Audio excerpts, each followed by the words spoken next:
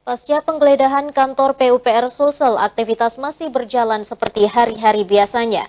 Hanya saja Kepala Dinas dan Kepala Bagian Umum PUPR Sulsel tidak berada di kantornya.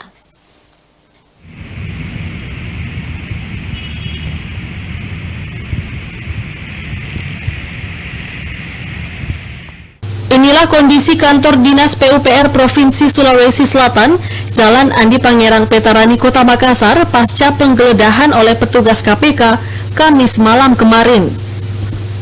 Aktivitas di kantor masih berjalan seperti hari-hari biasanya.